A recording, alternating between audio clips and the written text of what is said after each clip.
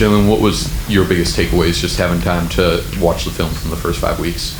I would say just continue on details. We're playing great football, but there's always things you can work on as an individual and as a team. So I think the goal for this bye week that we had was for everybody just to hone back in on the details and things that we might need to work on from a back end standpoint to things from up front to the box. I mean, everybody had details we had to work on. So that was the main thing and main focus.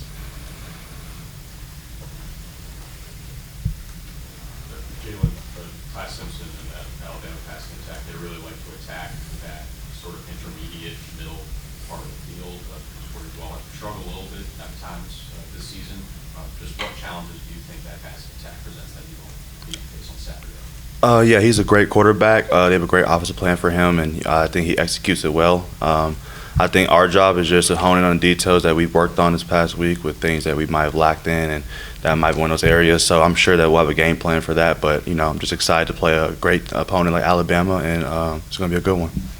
Cal? I think one of the major things that safeties have been working on is eye discipline. Just kind of fundamentally, what does that look like in the moment? What do you need to sort of key in on in the moment when you are keeping your eyes in the right place?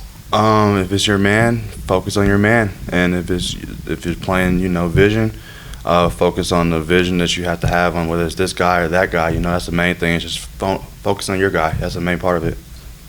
Questions?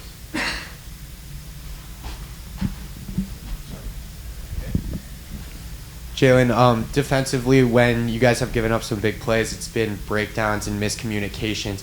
What goes about fixing those miscommunications? How do you practice that?